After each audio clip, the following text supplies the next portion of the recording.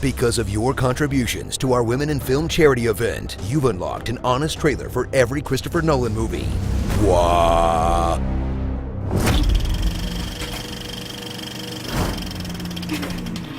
You first knew him as the guy who made Memento. Then he was the guy who saved Batman. Now, revisit the retroactively perfect films of the internet's god of cinema. Makes sense, because only God could get The Dark Knight Rises voted the 66th best movie ever made. Every Christopher Nolan movie. Suit up, very literally, with Christopher Nolan, a visionary director whose actual vision is red-green colorblind, which explains why so much of his work is tinted blue. Watch as he carefully constructs a series of intricate puzzle boxes full of non-linear storytelling, in-camera technical wizardry, plot twists that range from holy crap that was mind-blowing to holy crap that blows, and intense percussive musical scores that will make you scream, "What? I can't hear you!"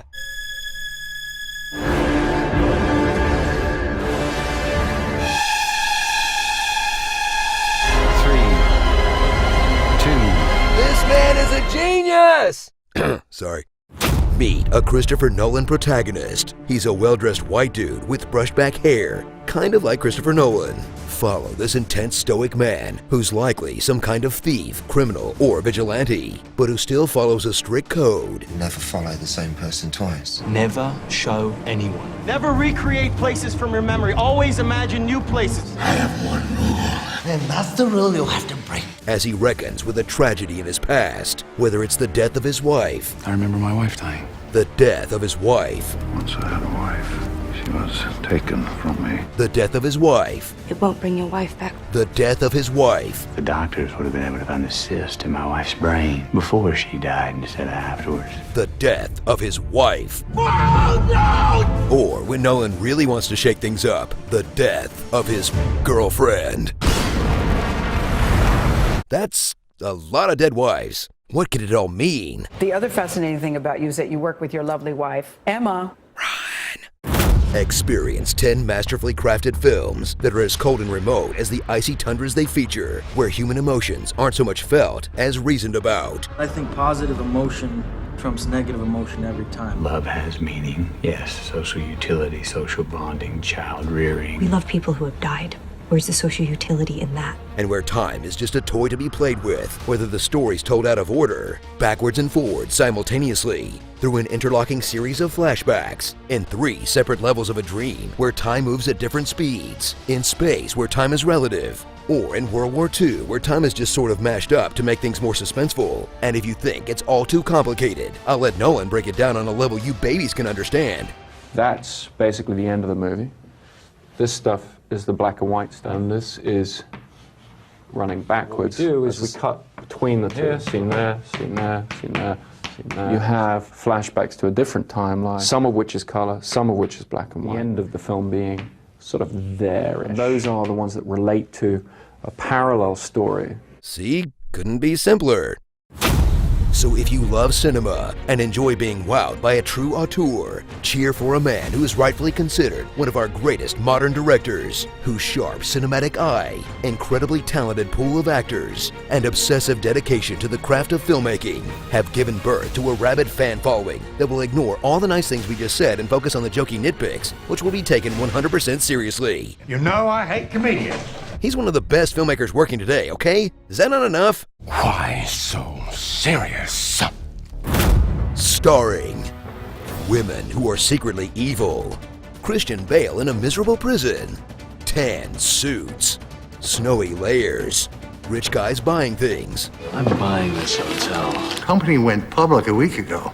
And I bought most of the shares. I bought the airline. So let's put a couple tables together. I'm not sure that they'll let us. Oh, they should. I own the place. Clunky exposition. Where is it? A clean slate, where you type in someone's name, date of birth, in a few minutes they're gone from every database on Earth. Now we're trapped in Fisher's mind battling his own private army, and if we get killed, we'll be lost in limbo till our brains turn to scrambled egg. You're a well-educated man, Coop, and a trained pilot. And an engineer. The Mask. Would you like to see my mask? This is your mask. You're wearing a mask. Just take off that mask. You just take off your little mask. It's like putting on a mask. If you're working alone, wear a mask. Let's mask up. No one cared who I was till I put on the mask. Smoking! Whoops, wrong mask. Yelling! Wrapped up in garbage bags! Where are they? You can't get in! Why can't you outthink him? Where are they? Where's the trigger?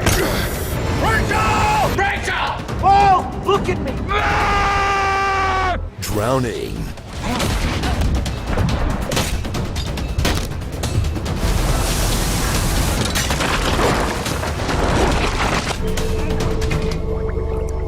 Killer trains.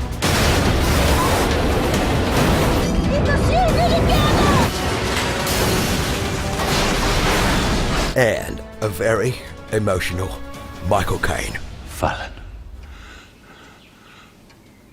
What have you done? Forgive me, Beth. I lied to you. And it also means losing someone that I have cared for since I first heard his cries echo through this house. I failed you. You trusted me. And I failed you. Every Christopher Nolan movie. Okay, I'm sure you all know about the first letters in the characters' names in Inception spelling out dreams, but did you know that all the astronauts' initials in Interstellar spell out BRCMD, which can only be a reference to the TV show Doc, where Billy Ray Cyrus plays an MD, and his character's name was Clint Cassidy, CC. That has to be a reference to Charlie Chaplin, who was good friends with Edith Piaf, the singer of the song in Inception that's the cue for everybody to wake up. It all makes perfect sense. We're in a dream, man. Nolan's trying to wake us up. Hurry, before it's too late. The top just keeps spinning. I have to wake up. I have to. Pickles, why you be eating at my foot feeds? Pork chop sandwiches. My Little Pony is the best movie in all of history, even better than The Dark Knight. I have a not-so-okay feeling about this. Quarrel.